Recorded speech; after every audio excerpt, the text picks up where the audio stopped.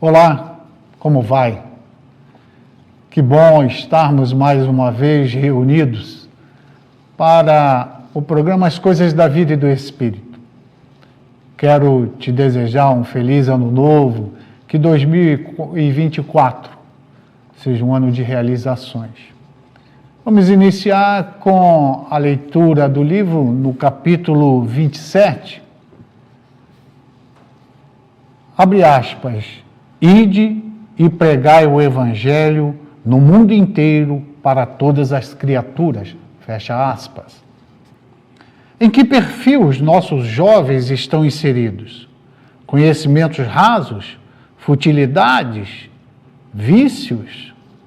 Temos que orar muito, trabalharmos muitos e procurar resgatar o maior número de pessoas possível. Ide e pregai, determinou Jesus. Somos todos devedores um dos outros, não estamos aqui na terra nem a passeio, nem para brincadeira, futilidades, temos mais responsabilidade do que imaginamos. Infelizmente, só despertamos quando a dor nos dobra, normalmente do alto de nossa vaidade, soberba, orgulho, prepotência e interesse próprio. A nossa família é um reduto de reconciliação de um passado remoto ou de outrora. Nós não viemos para a família sem propósitos.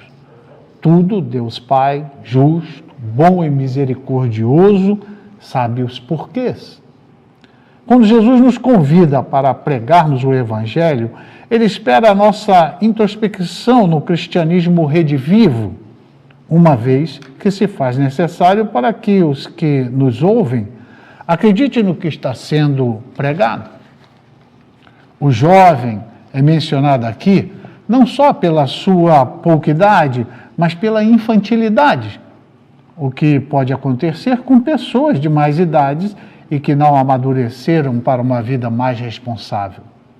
Os imaturos ainda continuam nos vícios que se escravizaram sozinhos e não conseguem se livrar, quer seja do tabagismo, do alcoolismo, dos remédios tarjas pretas para dormir ou ficar numa boa, como a cocaína, a maconha e tantos outros baratos que custam muito caro no preço da vida.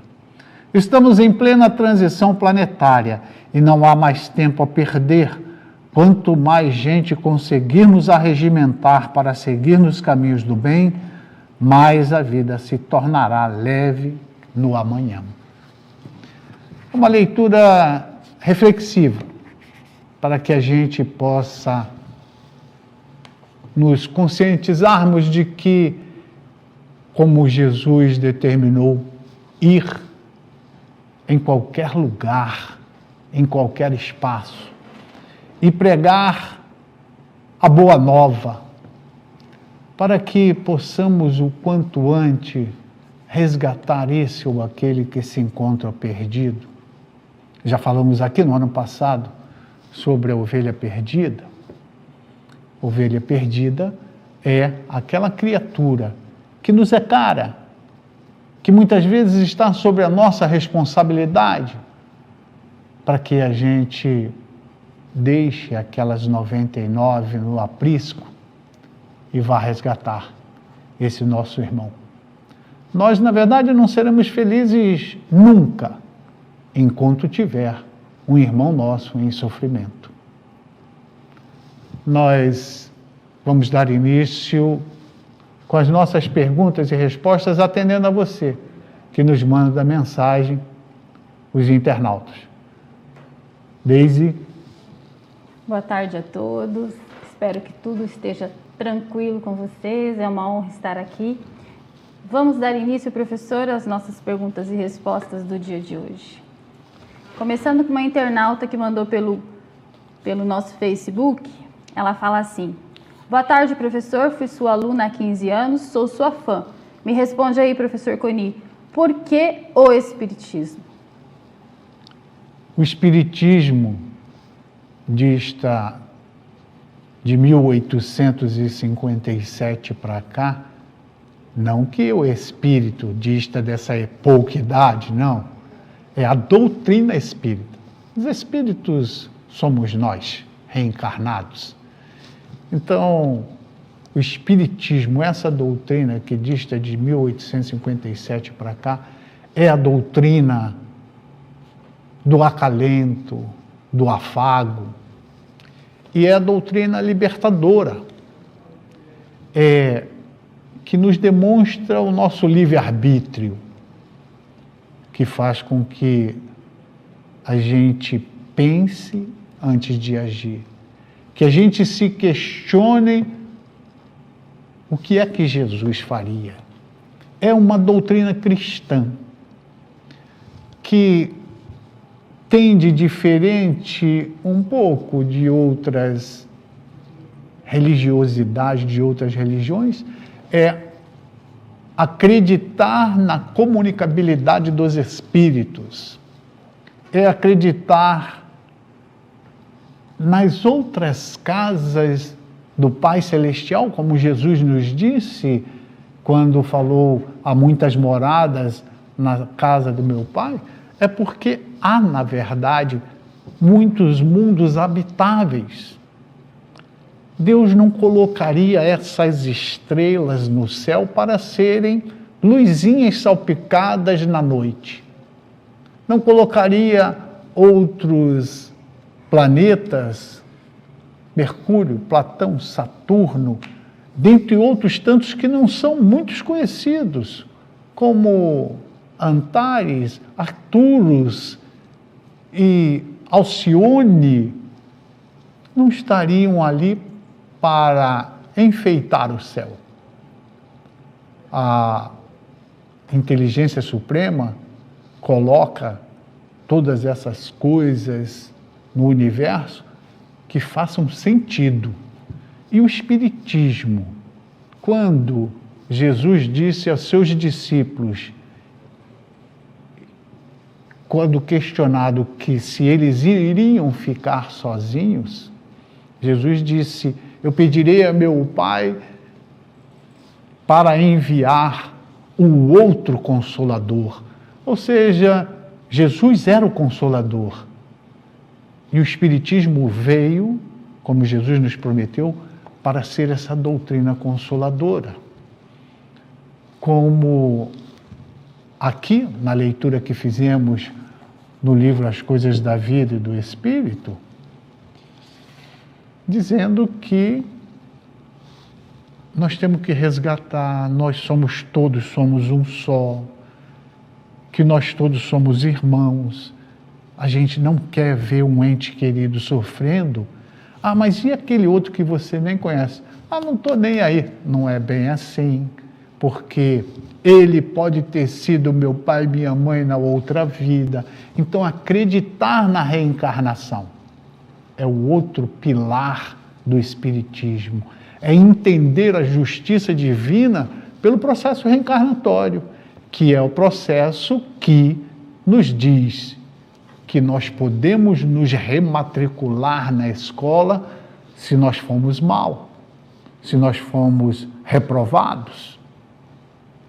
E a lei de Deus está escrito no primeiro livro que Allan Kardec nos trouxe, conversando com os benfeitores da espiritualidade, onde está escritas as leis de Deus. E os benfeitores respondem que na nossa consciência. Então, esse tribunal interno da consciência que nos cobra, que há uma necessidade de reparação. Então, pelo processo reencarnatório, nós temos a oportunidade de reparar as nossas faltas. O Espiritismo não proíbe nada.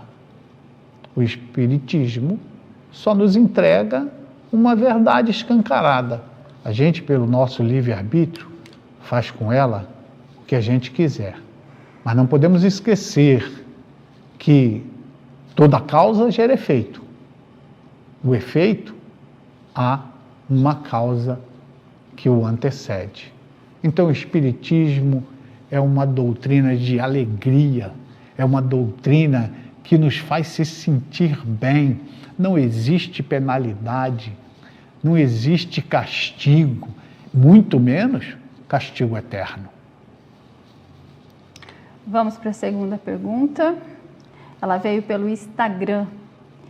E a nossa querida amiga, ela pergunta assim: professor, gostaria de saber qual o melhor tipo de morte na visão espírita. Sempre peço para morrer dormindo. Isso é bom para o espírito?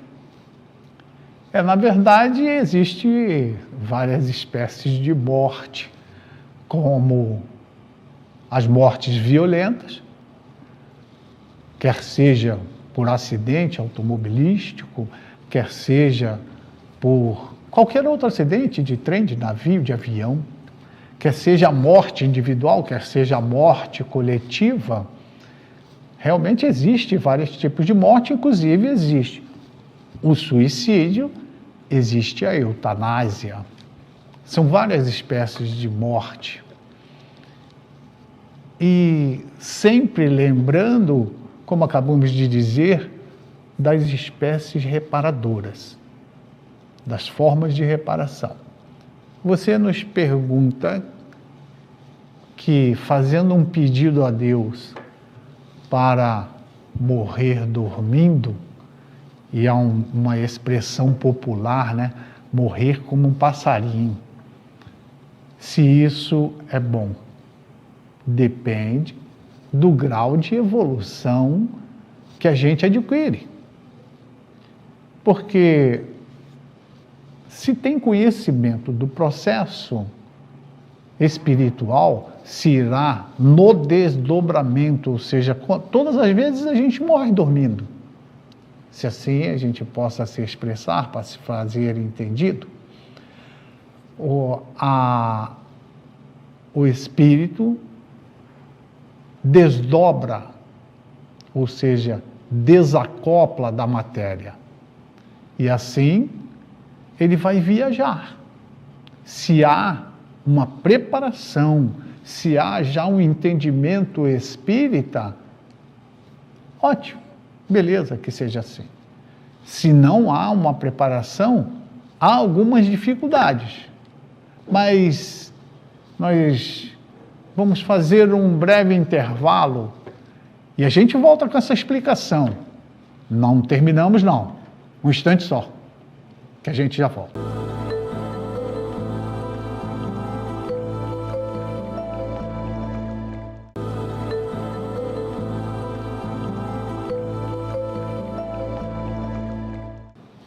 Olá, já estamos de volta. Só para encerrar aquele entendimento, antes do intervalo, nós estávamos falando a respeito dessa morte de desencarnar dormindo. E aí nós temos vários desdobramentos, que infelizmente o nosso espaço é curto, se esse desligar-se definitivamente da matéria foi por ataque cardíaco, um infarto fulminante, se foi uma morte já, esse desligamento já foi mais lento, já vinha com uma enfermidade, se desligou. Nós teríamos que entrar em detalhes. Mas, para resumir, não é uma morte, via de regra, boa para a gente desejar, não. A não ser que a gente tenha bastante preparo espiritual para nos desligarmos assim. Depois a gente, numa outra oportunidade, a gente fala sobre detalhes de quem, via de regra, não está preparado para o desencarne. Lembrando que o nosso Chico Xavier, saudoso, ele dizia: nós estamos desencarnando muito mal. Isso é uma forma, porque se a gente está desencarnando muito mal, é porque nós não estamos preparados. E o desencarnar parece antagônico, mas a morte faz parte da vida. Vamos para mais uma pergunta. Chegou agora mesmo para a gente. Ele pergunta aqui: professor, sou católico, gosto muito da doutrina espírita. Gostaria de saber a diferença entre alma, espírito e perispírito. Essa dúvida, a sua pergunta é interessante, essa dúvida é de muitos. E a pergunta e a resposta consta no Livro dos Espíritos, que pergunta o que é alma, e os benfeitores da espiritualidade respondem: é o espírito reencarnado. E o que é espírito? É a alma desencarnada. Ou seja, a essência é a mesma. O que muda, para que fique fácil de nos entendermos, só uma questão de nomenclatura. O espírito está reencarnado. Então, como no nosso caso aqui, eu e a Deise, nós somos almas com esta vestimenta carnal, e no momento em que a gente está em desdobramento, ou quando chegar o desligamento total da matéria, nós voltaremos a ser espíritos. E perispírito, que você também pergunta, é essa semimaterial. Nós temos a matéria mais densa, e o perispírito é uma matéria é uma matéria mais sutil, menos densa. E vou te dar um exemplo prático. Eu, a Deise, você que nos assiste, nós não conseguimos atravessar uma parede. Nós, alma, ou seja, nós, espíritos reencarnados, não conseguimos atravessar uma parede, mas perispiritualmente, sim, porque a matéria é menos densa. Então, essa matéria mais densa não segura nós. É esse invólucro. Como você me conhece? Na sala de aula, com boina, sem boina, com óculos, sem óculos, como é que a gente vai se identificar um para o outro quando a gente se encontrar na outra dimensão? É através do perispírito. É esse que molda, que plasma. Ah, eu vi o espírito de fulano, eu vi o espírito de doutor Ciclano. Por quê? É porque a forma que ele se identificava é justamente aquela. Mas aí, se você ainda me perguntar mais avançado, e o perispírito de uma encarnação e de outra encarnação? A plasma para um que o conheceu naquela forma, plasma para outro daquela forma. É como se fosse uma vestimenta. Você me vê fardado. Eu sou um oficial das Forças Armadas fardado, com umas estrelinhas no ombro, usando uma espada do lado, com um cap. E há muitos anos que você não me vê, mas tem essa lembrança de eu estar fardado. No momento em que você vai ficar na minha frente, e se eu quero me identificar daquela forma, eu vou plasmar aquela vestimenta. Nós temos essa elasticidade, essa possibilidade que todos têm pelo psiquismo, que aí a gente se molda desta ou daquela forma. Ok? Muito bom. Vamos para a outra pergunta do nosso querido amigo, que manda aqui pelo Facebook. Na Bíblia consta que Deus fez o mundo em 6 dias e descansou no 7º dia, e que Adão foi o primeiro homem criado por Deus e que teve a missão de povoar o mundo. O Espiritismo vê isso como verdade, professor Coni?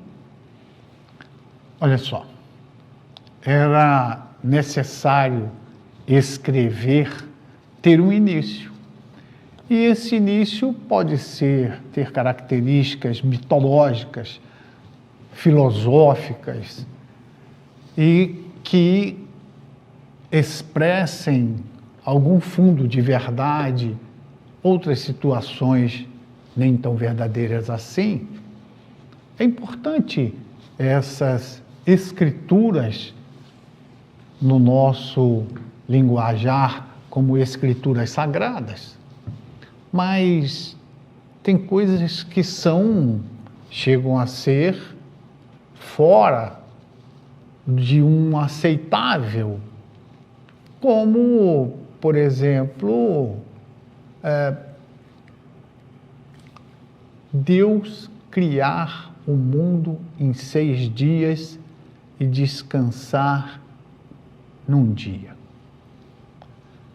Esses 6 dias podem ser divididos, são 6 eras. E aí a gente encontra um fundo de verdade.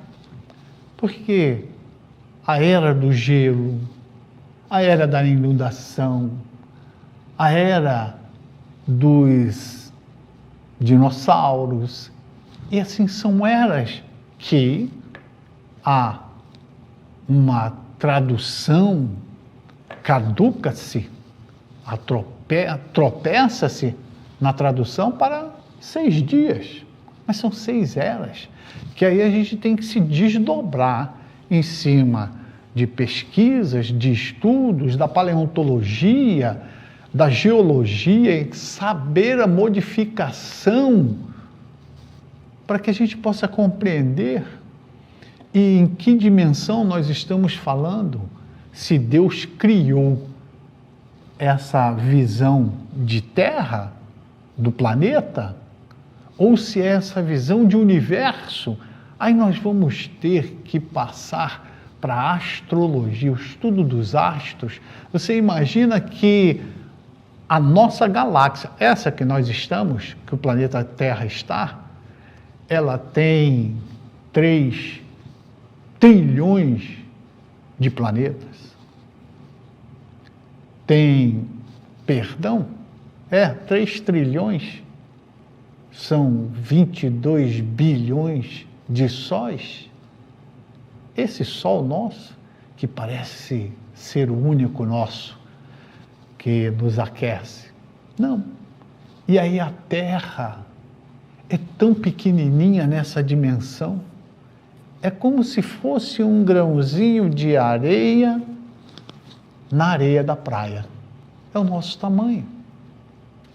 Então, a Bíblia nos traz algumas formas que são mitológicas. Imagina um único homem povoar o Ocidente e o Oriente, povoar a China e a Índia. Não tem lógica, foge muito ao razoável. São ideias, são construções que nós poderíamos dizer somente literárias, mas que fogem ao razoável entendermos. E se você lê na Bíblia que Deus criou Adão, depois viu que faltava alguma coisa nessa criação para que se completasse e fez com que Adão dormisse, está lá em Gênesis, e que então retirou uma costela de Adão e fez a sua mulher Eva. Veja como que há um pouco de fantasia, de criação do próprio homem, essa ideia. Por que que Deus, o Criador de tudo, que cria os astros, que criou a água, que criou as estrelas, por que faria uma outra criatura da costela de Adão. E, pelo amor de Deus, não me digam que seria para ser submissa, que isso é coisa de machismo, é coisa da gente não ter o mínimo razoável de aceitação. Então, Deus criaria a Eva da sua própria criação mesmo. E então procure analisar com os olhos críticos, com pesquisas mais profundas, para entender que existe princípios de verdade, sim, na Bíblia Sagrada. E que tivemos épocas que o ensino religioso, a pesquisa da religião ficou muito distante da ciência. Hoje, a ciência e a religião andam de braços dados, andam em conjunto, acendendo a luz, ter essa ascensão à luz. Então, a ciência, mais do que já provou, que várias coisas têm os aspectos mitológicos e não são muitas coisas verdade.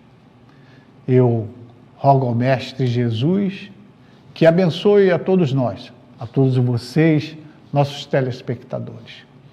Que esse ano nós possamos estarmos juntos aqui por várias vezes, que a gente possa trocar ideias, que a gente possa, mesmo fora daqui desse diálogo, irmos buscar nos livros para nos instruirmos, o auto-iluminar-se, mergulhar no mar das letras para que a gente possa aprender cada vez mais. Que Deus abençoe a todos nós. Um fraternal abraço, muita paz.